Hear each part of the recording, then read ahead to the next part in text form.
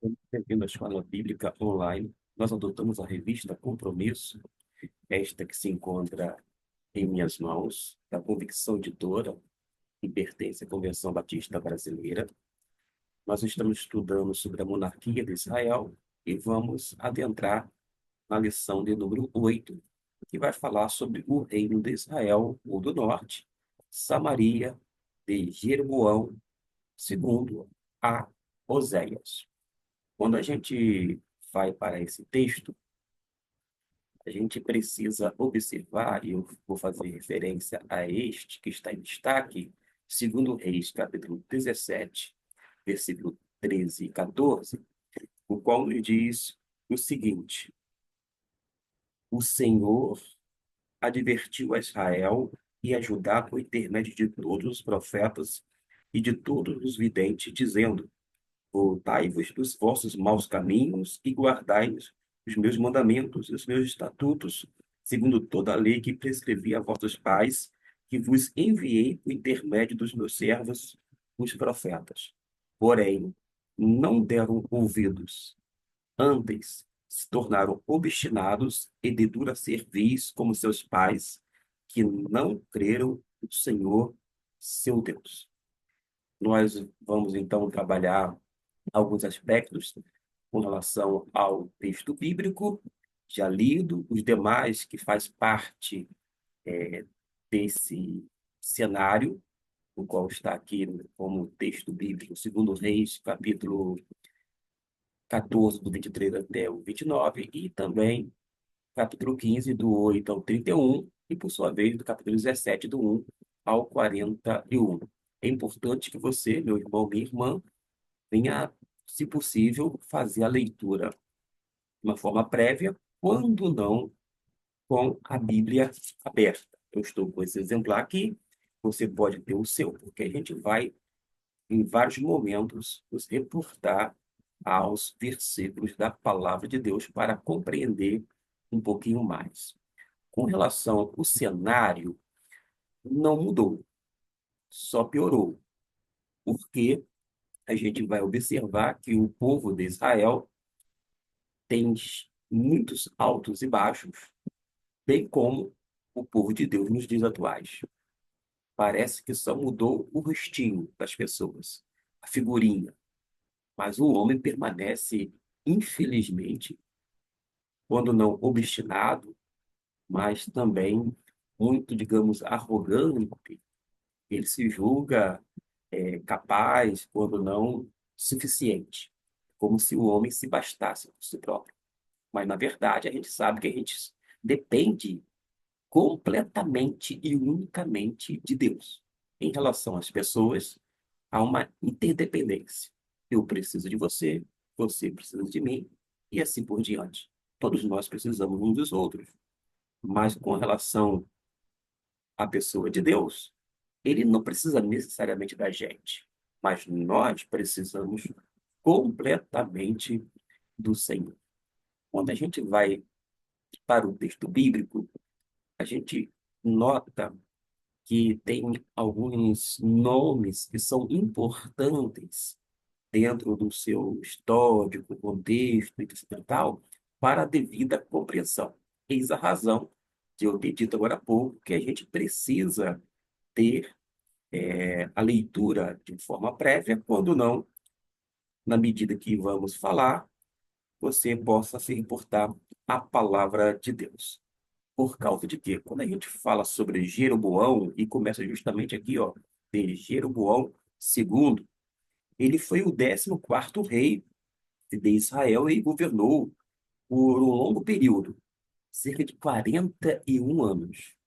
Note que nós temos já a informação de que o maior rei de Israel, que foi Davi, governou durante 40 anos.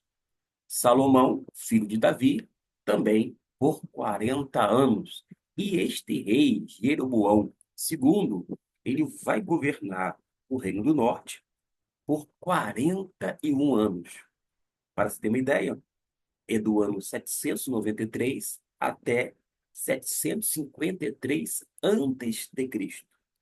E isto está justamente registrado temos um texto bíblico de 2 Reis, capítulo 14, versículo 23 até 29.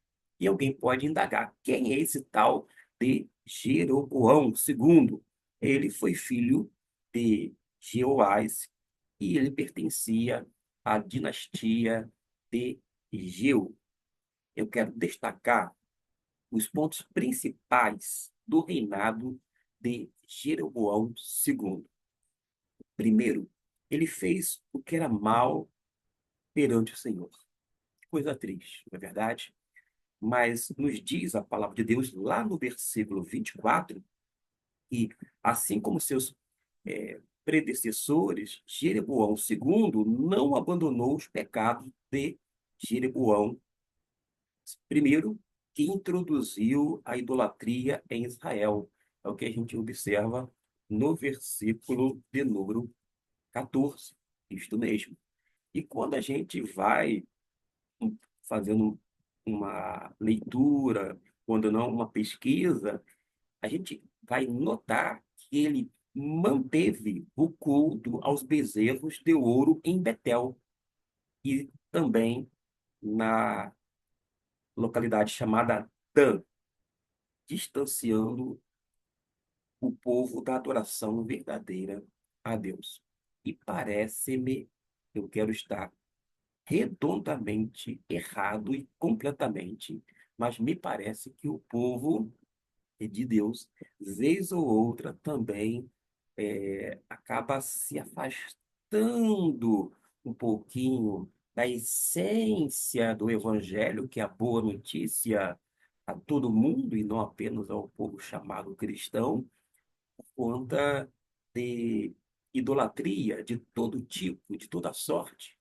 Porque a idolatria pode ser, por exemplo, uma divindade ou deidade, quando não, quando a gente coloca o nosso coração e ocupa o primeiro lugar, o trabalho, pode ser a família, ou o cônjuge, ou ainda o filho, enfim, o status quo na sociedade. Existem várias formas de descentralizar Deus na nossa vida e colocar algo como prioridade, embora não deva ser assim. Mas eu quero estar errado e vou agora pontuar o segundo aspecto positivo, que foi a expansão territorial e a prosperidade militar. Notando que o primeiro aspecto não foi nada positivo, e sim negativo, tá ok? Mas tem coisa boa. E qual foi esta? Justamente porque Jeroboão II, ele restaurou os limites de Israel desde, por exemplo, Lebo Hamate, ao norte, até o mar de Arabá, lá no sul. E por conta disto, a gente vai observar que cumpriu a profecia de Jonas, filho de Amitai, de acordo com o versículo de número 25. Então, me acompanha, porque o texto eu estou mencionando é 2 Reis, não o texto áureo, mas é 2 Reis, capítulo 14, que vai do versículo 23 até o 29, que é esse primeiro texto bíblico mencionado, no meu caso aqui, que está à minha esquerda, tá ok? O terceiro aspecto é a misericórdia de Deus para com Israel. Deus tem esse atributo, essa qualidade, é misericordioso. E nós vamos observar que, apesar da maldade de Israel, Deus teve compaixão do povo, porque o seu sofrimento e, foi visto pelo próprio Deus, ele sentiu as misérias do povo e decidiu não destruir a nação naquele momento, de acordo com o versículo 26 até o 27. Naquele momento, Deus diz: não, não vou destruir o povo. Por causa de quê? Porque teve misericórdia. Isso nos mostra que Deus usou Jeroboão II para preservar o povo, mesmo que não fosse um rei fiel. Às vezes acontece isto. Não é por causa do homem que está no poder conforme aqui o caso de Jeroboão II. Mas por causa da misericórdia de Deus, ele acaba não destruindo, não penalizando toda a nação. A gente pode observar um outro aspecto, que é o registro final do reinado. Os atos de Jeroboão II incluem suas guerras, as suas conquistas, e foram registrados no livro de Crônicas dos Reis de Israel, de acordo com o versículo de número 28. E após a sua morte, ele foi sucedido por seu filho Zacarias, o último rei da dinastia de Jeú. É isto que nos diz a palavra de Deus nesse texto que eu mencionei, que é 2 Reis, capítulo 14. Eu fiz agora a menção ao versículo de número 29, que diz justamente isto. 14. Vou aqui fazer a leitura somente deste versículo, para que você possa não apenas identificar, mas ter tempo também de ler na sua própria Bíblia, porque lá no versículo 29 fala: Descansou Jeroboão com seus pais, com os reis de Israel, e Zacarias, seu filho, reinou em seu lugar. É o que nos diz a palavra de Deus. Bom, o que eu fiz aqui foi uma introdução, porque a gente precisa se deter um pouquinho sobre Jeroboão II até nós chegarmos a Oséias. E para fechar essa questão, a gente pode fazer a leitura sucinta de alguns pontos aqui da introdução, porque o autor dela vai dizer que o cenário nada melhora para Israel, muito pelo contrário. Parece que quanto mais o tempo passa, pior vai ficando. E ele tira aqui uma lição para a nossa vida. Ele fala assim: isso acontece quando escondemos nossos pecados.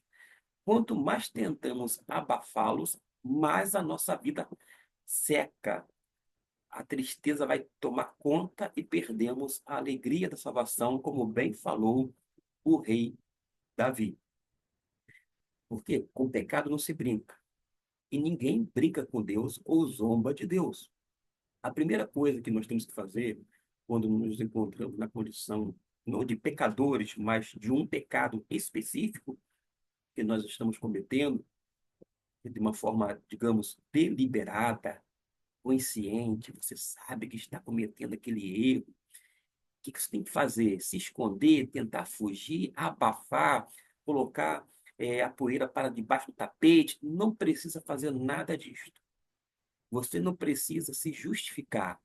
Ah, Senhor, eu menti, porque senão ia acontecer isso, aquilo outro, eu iria perder um benefício e por conta disto eu cometi essa mentirinha. Não precisa se justificar, apresentar desculpas esfarrapadas. O que a gente precisa, o que eu preciso, é fazer o quê? Confessar aquela prática pecaminosa e com verdadeiro arrependimento, colocar isto diante de Deus em oração, confessar, mas abandonar aquele ato pecaminoso, para que você alcance a graça de Deus e, mediante esse favor divino, você seja perdoado e tenha condições de viver uma vida tranquila e a sua consciência não será mais pesada, porque você já foi perdoado. Por causa de quê?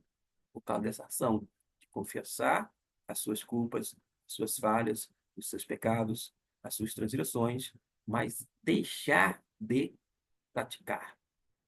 Quando a gente vai para essa parte final da introdução, diz que o profeta Jonas passa a exercer seu ministério nesse período e com imensos desafios. Ergue-se com coragem como uma voz profética do seu tempo. O profeta no Antigo Testamento tinha essa característica. Isso, na verdade, são duas. Primeiro, que ele denunciava o pecado, ele apontava, ele colocava o dedo na ferida. E a segunda? é que, não obstante a primeira, ele mostrava como sair, como resolver, ele apontava a solução. E, via de regra, a solução era se voltar para o Senhor, arrepender-se verdadeiramente, ter um coração contrito, um espírito quebrantado para buscar em Deus, que é altamente misericordioso, achar graça e poder ter condições de continuar a vida, não da mesma maneira, senão do modo de Deus querer e assim desejar para o seu povo. Agora a gente vai entrar no primeiro tópico que fala sobre Jeroboão segundo, segundo Reis, capítulo 14, versículo 23 e 29, mas de uma forma mais comedida. Eu já falei algumas coisas sobre Jeroboão segundo, não vou repetir, mas vou agora destacar pontos positivos nesse reinado. A partir do versículo 23, abra sua Bíblia, por favor, e acompanhe, porque vai falar sobre o longo período do governo. Ele reinou durante 41 anos, um tempo significativo de estabilidade política. Não foi um tempo cheio de altos e baixos naquele período, não. Foi de estabilidade política, econômica e etc. e tal. Então, nesse aspecto, foi algo realmente positivo. O segundo aspecto foi, que eu já mencionei anteriormente, logo na introdução, a expansão territorial e o poder militar, conforme o versículo 25 até o 28. Por causa de quê? Restaurou os limites de Israel e recuperou as cidades que haviam sido perdidas para a Síria. E esta restauração cumpriu uma profecia de Jonas, filho de Amitai. Eu já falei sobre a misericórdia de Deus para com Israel. Deus viu o sofrimento de Israel e, por sua graça, não lhe permitiu a sua destruição imediata. Eu faço uma pausa e tiro um princípio ou uma aplicação para a minha vida, para a sua vida. Deus continua sendo misericordioso. Se dependesse de nós já estaríamos completamente arruinados, indo em direção à destruição de uma forma muito rápida. Mas acontece que Deus impede de nós sermos arruinados, de nós sermos atingidos de uma forma quase que esmagadora, e nesta ação misericordiosa, Ele nos poupa, poupa a nossa vida, não para a gente se gabar, dizer, viu só como eu consegui sair dessa situação, pelo contrário, é para atribuir a honra e a glória tão somente ao Senhor. Porque se não fosse as misericórdias do Senhor, nós seríamos o quê? Consumidos, diz a própria palavra de Deus. E a gente vai observar que, mesmo não sendo fiel, nesse período de Jeroboão II, aqui em Israel, ele conseguiu ser usado por Deus, por conta da misericórdia, da graça divina, e ele se tornou um instrumento da preservação para a nação, apesar da sua infidelidade. Apesar dos meus erros, Deus me usa para a glória dele. Apesar das suas falhas, Deus pode perfeitamente lhe usar para a glória de Deus, para a glória dele, a glória de Deus. Não obstante as nossas imperfeições, falhas, limitações, Deus vai nos usar sempre para edificar a igreja e, sobretudo, para que o nome dele seja realmente glorificado. Até aqui eu falei sobre alguns pontos positivos, mas e os pontos negativos? Eu quero também mencioná-los. O ponto negativo é que permaneceu, por exemplo, eh, em relação a Jeroboão II, nos pecados de Jeroboão I, que foi o seu pai. Continuou na idolatria aos bezerros de ouro, em Betel e Dan, e também levou o povo a uma verdadeira adoração a essa divindade e não a Deus. Essa foi a falha, grotesca da parte deste rei. Mas tem um outro elemento em relação à justiça social e à moralidade corrompidas.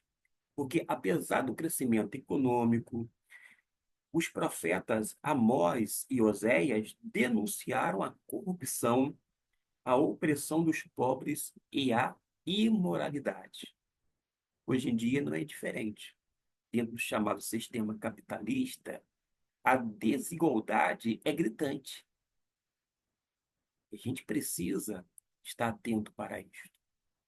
Uma outra coisa, a imoralidade foi enorme, crescente, por conta de não adorar a Deus verdadeiro, o Deus verdadeiro, e unicamente ao Senhor. E nós vamos observar que, dentro desse contexto, Amós, lá no capítulo 6, no versículo 4 até o 6, vai descrever uma sociedade, digamos, luxuosa, mas indiferente ao sofrimento do povo. É como se estivesse fazendo um retrato da atualidade, algo semelhante. A elite brasileira, ela não está nem aí para os pobres, para os menos favorecidos, porque a elite brasileira, ela tem tudo a seu dispor e não lhe falta, digamos assim, nada. Ela dá de ombro para os pobres. Não está nem aí, não está nem lixando com as pessoas. É um retrato atual que é, na verdade, um reflexo desde aquele período da monarquia. Outro aspecto negativo, que embora dentro daquele contexto houve o êxito militar, isto não garantiu a fidelidade espiritual. Não adianta ser uma potência bélica se o povo daquela nação não for fiel aos princípios cristãos, ou, melhor, aos princípios divinos. Apesar da prosperidade, o coração do povo permaneceu longe de Deus. E poucas décadas depois, Israel foi destruído pelos assírios, no ano de 722 a.C., mostrando que o sucesso sem Deus é passageiro. Quanta gente nos dias de hoje, não é verdade? Tem fama, tem glamour, tem dinheiro, tem casa, mas está longe de Deus. Tem gente até mesmo próximo da gente, no nosso entorno, que tem casa, mas não tem necessariamente um lar. Uma coisa é ter uma casa, outra coisa é constituir-se uma família, ter um lar. Um ditado antigo diz que quem casa quer casa, mas muita gente que casou adquiriu casas, porém não lares, por causa de prioridades, por manter Deus longe do seu projeto de vida, dos seus anseios, dos seus sonhos. E por isso que a gente pode reafirmar que o sucesso sem Deus é passageiro. Todo esse glamour, todo esse holofote, todo esse momento vai passar e a gente precisa atentar seriamente. Dentro deste primeiro tópico, a gente vai entrar daqui a pouquinho no segundo, eu queria fazer apenas algumas aplicações, de uma forma muito sucinta. A primeira delas é que o sucesso material não substitui a fidelidade a Deus. Guardou esta? O sucesso material não substitui a fidelidade a Deus. Por causa de quê? Porque podemos, meus irmãos, alcançar conquistas, mas sem Deus. Todavia, tudo se torna vazio. Outra coisa, Deus é misericordioso, o que nós aprendemos, mas espera a nossa resposta. Assim como Deus teve compaixão de Israel, ele nos dá a oportunidade para nos arrependermos e buscarmos a Ele. E, no entanto, algumas pessoas desprezam a sua graça, podendo colher as consequências. Uma outra coisa para finalizar esse tópico, que é o primeiro lição, é que devemos priorizar a justiça e a verdadeira adoração. Jeroboão II promoveu o crescimento econômico, mas negligenciou a justiça e a moralidade. A gente precisa de justiça, a gente precisa de equidade, a gente precisa de buscar a igualdade e não a desigualdade. Nós precisamos buscar agregar e não espalhar. A gente precisa promover, eu vou dizer assim, um ambiente saudável, essencialmente evangélico, e venha a ser, portanto, fundamentado no Evangelho de Deus, para que a gente venha ter uma vida, sem dúvida alguma, melhor, uma vida piedosa, uma vida conforme o Senhor deseja da nossa parte. Mas a gente vai passar agora para o terceiro, digo, o segundo tópico, que é justamente quando o pecado vira rotina, o caos é instaurado. É isso aqui, com base em 2 Reis, capítulo 15, do versículo 8 até o 31. Você pode pegar a sua Bíblia, deixar aberta e você pode observar alguns versículos que serão indicados, tá bom? Com relação a esse texto bíblico, capítulo 15 de 2 Reis, a gente precisa observar que ele vai descrever um período de instabilidade extrema do Reino do Norte. Ora, o reinado com Jeroboão foi 41 anos de estabilidade. Agora começa um período de instabilidade. E vários reis sobem e descem do trono em sucessões rápidas e violentas, muitas vezes por meio de conspirações e assassinatos. E essa instabilidade política é justamente o reflexo do afastamento contínuo de Israel com relação ao Deus da aliança. O que que a gente aprende, meus irmãos? Que quando o pecado se torna rotina, ele gera desordem, vai gerar destruição, tanto em nível pessoal quanto em uma nação inteira. E esse período da história de Israel nos ensina sobre as consequências da rebeldia contra Deus e da falta do compromisso com seus princípios. Vamos, sem mais delongas, para os pontos positivos.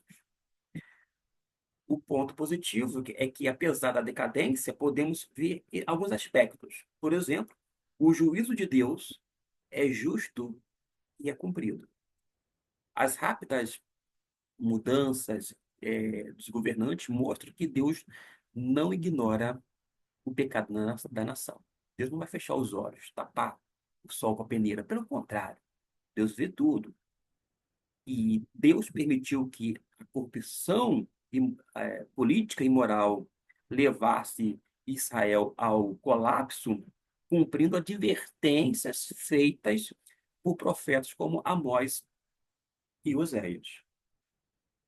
Esses pontos positivos relacionados à ação de Deus.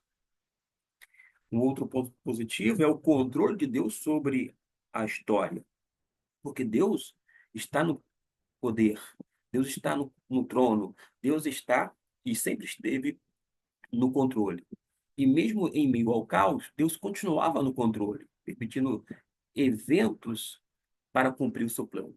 Ele permitia, não é que ele desejava, pelo contrário, ele usava os profetas para divertir os governantes, consequentemente, o povo dele. Mas as pessoas não deram ouvidos à voz dos profetas, que na verdade era a voz de Deus através daqueles homens, e por isso eles chegaram a uma situação degradante. Mas isso nos lembra que Deus age o quê? Soberanamente. Isso mesmo. Mesmo quando tudo parece desmoronar. Você já leu o livro de Apocalipse? Apesar de as pessoas sempre terem uma ideia bem difícil e, quando não, ruim, catastrófica de Apocalipse, mas como é que termina o livro de Apocalipse? Deus no trono, o Senhor de tudo e de todos, com as pessoas que foram lavadas, redimidas, etc e tal. Lá no final, a gente vai notar que vai estar tudo bem. Não haverá sequer sofrimento, lágrima, frustração, etc e tal. E se eu e você, se nós já sabemos o final da história, por que temer? Lembre-se de uma coisa: Deus age sempre e soberanamente. A despeito do que eu penso, do que eu faço, Deus age soberanamente. É isto que a gente aprende com a palavra de Deus. E isto, na verdade, é um alerta para a nossa geração, porque não apenas para nós, mas para as futuras gerações também. A sucessão de reis ímpios e seus fins trágicos serve como advertência para que se afaste dos caminhos do Senhor. Quando as pessoas se afastam do caminho do Senhor, eis as consequências. Esse período da história de Israel é um testemunho de que a nação prospera quando obedece a Deus e entra em colapso quando o rejeita. E quais são os pontos negativos dentro desse aspecto aqui, de 2 Reis, capítulo 15, versículo 8 até o 30? A gente vai depois observar que alguns aspectos é que houve a sucessão de reis corruptos e a violência política. Nós notamos que após a morte de Zacarias, filho de Jeroboão II, Israel passou a viver sob golpes de estados constantes. E Deus permitiu os golpes de estados dentro da monarquia. Assassinato, conspiração, etc e tal. Isso não é algo novo. Sempre houve na história humana, mas porque são ações humanas. Salum reinou apenas um mês antes de ser assassinado por Manaém, de acordo com o versículo 13 e 14. Manaém, ou em outras Bíblias, menciona ele como Menahem, ele manteve o poder com extrema crueldade, versículo 16. Tem um rei chamado Pecaias, ele, na verdade seria Pecaías, ele foi morto por Peca, que tomou o seu trono. A gente vai observar isto no capítulo de número 25, ao versículo. Capítulo não, o capítulo é este que eu estou projetando aqui, ó, esse destaque, 2 Reis, capítulo 15, mas no versículo 25 você vai ter esta informação. E Peca foi assassinado por Oséias, o último rei de Israel, numa referência ao Reino do Norte, que é justamente o que nós estamos estudando. Essa instabilidade política era um sinal claro de que a nação havia perdido completamente a sua direção espiritual. A minha oração, meu desejo é que o povo de Deus tenha uma direção espiritual e seja governado pelas Escrituras Sagradas através do Espírito Santo de Deus, e não por ideologias, não por partidarismo, não por vontades humanas, senão submetendo-se à vontade de Deus, que sem dúvida alguma é boa, perfeita e agradável para todo o povo dele e para todas as demais pessoas também. Aliás, Deus deseja que todos os homens sejam salvos. Eis aí a necessidade da igreja levar a sério a chamada grande comissão, com o objetivo de levar o evangelho em todos os lugares até os confins da terra. A gente vai observar como ponto negativo a idolatria e o pecado generalizado. Todos os reis seguiram os pecados de Jeroboão I, que introduziu a idolatria lá atrás, e a sociedade israelita não se arrependeu, apesar das constantes advertências de Deus. E o que acontece quando as pessoas não se arrependem dos seus pecados, apesar das advertências? Um cenário semelhante a este, de caos, destruição, etc. e tal. O outro aspecto negativo, e o último que eu vou pontuar aqui, sobre esse tópico, é que houve uma dependência das nações estrangeiras.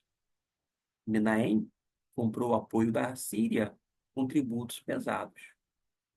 E, em vez de confiar em Deus, Israel buscou a segurança em aliança políticas que acabaram levando à sua destruição. Dentro desse segundo tópico, você pode ler ele em sua revista, você vai observar o seguinte: o pecado não resolvido leva a caos. Esta é a grande verdade. A gente vai daqui a pouco adentrar para o terceiro tópico. Deus é paciente, mas o juízo é inevitável. E o verdadeiro fundamento da vida é Deus, não é o poder ou a segurança humana, política, nada disso. A conclusão que eu faço desse segundo tópico é que o pecado, se não for combatido, destrói pessoas, famílias e nações. Se o pecado não for combatido, ele vai destruir você, a mim, vai nos destruir, consequentemente destruir as igrejas, no tocante a levar, a manchar o nome de Jesus, jogar o evangelho na lama, e vai ser realmente muito triste toda essa situação. Agora, a nossa segurança e estabilidade devem estar em Deus, e não em estratégias humanas. A gente tem que estar firmado na rocha que é Deus. E se queremos evitar o que em nossas vidas, devemos buscar Deus continuamente e viver segundo os seus princípios, não segundo os nossos caprichos, de acordo com as nossas vontades. Vamos para o terceiro e último tópico, que fala sobre Oséias e o desmoronamento de Israel. A gente tem informação que Oséias é o último rei de Israel. Por 9 anos ele reinou. Porque esse texto de 2 Reis, capítulo 17, tem que ler o capítulo todo, ele vai descrever o fim trágico do Reino do Norte. Israel, sob o reinado de Oséias, seu último rei. É justamente aqui que o evento culmina na invasão da Síria. A Síria, em 722 a.C., invadiu e, inclusive, fez com que houvesse a chamada deportação do povo, resultando no colapso definitivo da nação. O que a gente nota é que a queda de Israel foi consequência direta, meus irmãos, de sua persistente desobediência a Deus. É o que a gente nota, porque houve uma rejeição da aliança. Era para ser uma nação santa, um povo santo, porque Deus é santo. Mas acontece que não seguiu as limitações divinas e, e ainda, para piorar, se envolveu com idolatria. O relato nos ensina como nós, como nação, ou quando não indivíduo, pode entrar em colapso quando se afasta do caminho do Senhor. Quando um indivíduo ou um povo se afasta dos princípios bíblicos, não tem outra coisa a esperar senão o caos ou ainda o colapso. Vamos observar de uma forma rápida os pontos positivos durante esse período final, antes da destruição e deportação para o cativeiro da Síria em 722 anos antes de Cristo.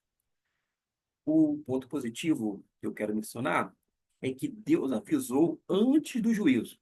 Deus deu tempo, Deus deu uma oportunidade. Deus enviou profetas e videntes para advertir Israel chamando o povo e principalmente o rei ao arrependimento. O rei deu ouvidos aos profetas? Não. O povo tampouco. O resultado foi o que nós já sabemos de acordo com a Bíblia e com a história. E isso vai demonstrar a paciência, a misericórdia de Deus que sempre dá oportunidades antes de executar os seus juízos. Deus fala uma vez, né, vai nos advertindo, vai nos orientando, vai chamando a nossa atenção, dá aquele chamado puxão de orelha, mas a gente parece que não aprende. A gente é teimoso, pecador por natureza, e dá lugar à carne, portanto, inclinação para o pecado, não tem outro resultado. Mas Deus nos dá, sim, oportunidade, nos dá chance. Deus a gente nota que lá no versículo 4 de 2 Reis, capítulo 17, Osés tentou romper a dependência da Assíria. Ao contrário dos seus antecessores, Osés tentou livrar Israel do domínio da Síria, ao buscar uma aliança com o Egito. Olha só, com quem? Com o Egito. O povo tinha saído de onde? Lá nos primórdios, do Egito. Mas foi buscar aliança com o Egito. E, embora tenha sido uma tentativa humana, mas não foi baseada na confiança em Deus, isso indica que ele reconhecia a opressão estrangeira como problema. E um outro aspecto que eu quero salientar aqui é o cumprimento das profecias e confirma a soberania de Deus. Deus continua no controle, sempre no controle. Ele permite certas coisas, antes ele vai divertir, vai indicar o caminho para a solução daquela situação, mas ele cumpre com a sua palavra, mediante as advertências que são anteriores. E profetas, como eu disse, como Oséias e Amós, já haviam advertido que a idolatria e a injustiça trariam a destruição. Não foi só a idolatria, não, foi a injustiça. Lembra da desigualdade social? Lembra da imoralidade? Destrói o povo, vai ruir a base da sociedade, vou dizer assim. Tendo daquela questão ali, daquela nação dentro da monarquia. Mas tem os pontos negativos. Quais são os pontos negativos? A queda de Israel foi marcada por muitos erros graves que levaram ao seu colapso. A idolatria e o chamado sincretismo religioso. Basta ler o versículo 7 e até o 12, e depois do versículo 16 até o 17. O que aconteceu nesse meio tempo? O que a gente pode observar quando faz a leitura desses versículos? Israel adorou outros deuses, construiu altares idólatras e até mesmo sacrifício de seus filhos. Teve sacrifícios humanos, coisa detestável. Deus não aceitava, Deus não queria, mas, embora dentro daquele povo houve sacrifícios humanos. Há para outras divindades, eu sei, mas é uma prática abominável. Alguém vai lembrar daquele fato lá no princípio, que ele providenciou, né, o animal, e não houve sacrifício humano. Eu sei disto. Deus providenciou, Deus proverá. Subindo, papai, onde está o cordeiro? Papai, onde está? Deus proverá, Deus proverá. E alguém vai dizer que coisa absurda, Deus pediu pediu ao pai o próprio filho, o único filho. Que coisa absurda, que Deus é esse? Mas Deus matou? Ou permitiu que matasse? Nada, nada. Deus providenciou algo substitutivo. Da mesma forma, todos nós merecíamos a condenação eterna, mas Deus providenciou um sacrifício substitutivo. E não é à toa que Cristo Jesus veio ao mundo para morrer em meu lugar, em seu lugar, isto é, em nosso lugar. E Jesus é o Cordeiro de Deus que tira o pecado da humanidade. das pessoas, enfim, do mundo. Teve a rejeição dos profetas e das leis, e isto é muito sério, a gente já está caminhando para o final da lição, porque Deus enviou profetas para advertir o povo, mas foram ignorados, os profetas foram desprezados. Imagine só, dentro daquele contexto da antiga aliança, tendo um profeta da parte de Deus, eles foram o quê? Ignorados e desprezados. A palavra de Deus no Novo Testamento diz que chegaria tempo como se houvesse algo que impedisse os homens de ouvir e não conseguisse escutar a voz de Deus. E hoje a gente prega a palavra de Deus, prega, anuncia, adverte, exorta, e a gente chega a dizer, como Isaías lá no Antigo Testamento: Senhor, quem deu crédito à tua palavra? Quem está levando realmente a tua palavra com seriedade? Quem está atentando para a tua palavra? Porque o pregador, o pastor, ele não tem mensagem própria. Ele só deve ter uma mensagem, a mensagem de Deus. Mas aqueles homens foram desprezados, foram ignorados. Não no sentido igual de profetas, mas muitos pregadores têm sido ignorados e desprezados. Pregadores que são fiéis às Escrituras. Pessoas que têm exposto a sã doutrina têm sido ignorados e desprezados. Alguém vai dizer assim, mas muita gente está adentrando o nosso chamado meio evangélico. Sim, por causa de quê? Por causa de uma mensagem toda antropocêntrica. O homem é bajulado. Deus está ali como um serviçal para fazer a minha e a sua vontade conforme você bem entende. Essa mensagem, digamos assim, melosa, uma mensagem atrativa, que não busca suprir as reais necessidades do ser humano, mas sim atender os caprichos do ser humano, estas mensagens são benquistas, são levadas, né, até mesmo ao extremo, as pessoas aderem, mas não são mensagens essencialmente do Senhor. Porque a mensagem de hoje é mais de uma mensagem de passar autoestima. Você é um vencedor, você é isto, você é que tem um potencial tal, você é o cara, você é isto, você é um monte de coisa, só coisa boa. Mas você não tem uma mensagem tipo aquela de Paulo: miserável homem que sou. Aquele homem que dizia, o bem que eu quero fazer, eu acabo não realizando, mas o mal que eu não quero, vez ou outra, eu acabo fazendo, mostrando a natureza humana. A gente vê vez ou outra. Sim, eu sei que tem exceções, e aqui não estou generalizando, os egos inflamados. Mas quando a gente observa o Novo Testamento de uma forma especial, dentro da Nova Aliança, que há a necessidade da mortificação do velho homem, inclusive do eu. Nada de eu o tempo inteiro. Primeira pessoa do singular. Pelo contrário, a gente passa a viver em comunidade cristã, em comunhão com os irmãos, como um reflexo da comunhão que nós temos com Deus, e a gente vai utilizar na terceira pessoa do plural. Nós, nós somos agraciados pelo Senhor.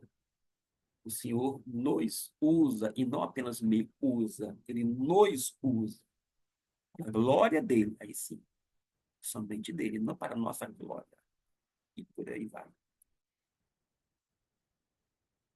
A dependência das alianças políticas, ao invés de confiar em Deus, Oséias tentou se libertar da Síria, buscando, como eu disse, ajuda do Egito. Mas essa estratégia, o quê? Falhou, deu ruim. Ao invés de confiar no Senhor, Israel colocou a sua esperança em nações pagãs, o que resultou em sua própria ruína. A gente não tem que confiar, como povo de Deus, em nenhum país, sequer no nosso,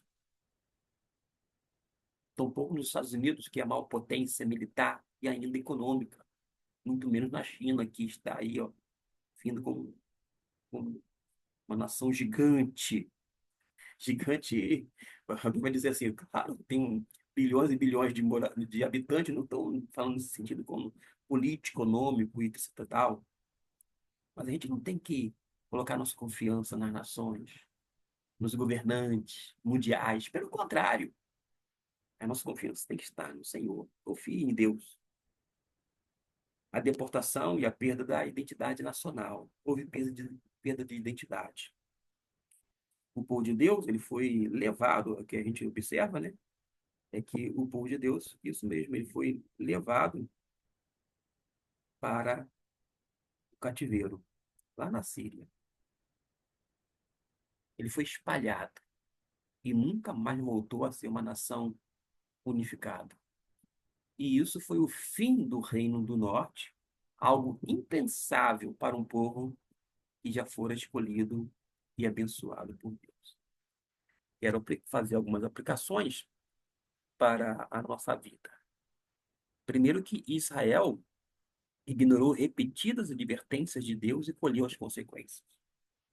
Se insistirmos no pecado e rejeitarmos a correção de Deus, também nós vamos sofrer as consequências espirituais, emocionais ou até espirituais. Deus é paciente? Sim, mas o juízo é certo. E a idolatria ainda é um perigo. Esta é a grande verdade. A idolatria ainda é um perigo.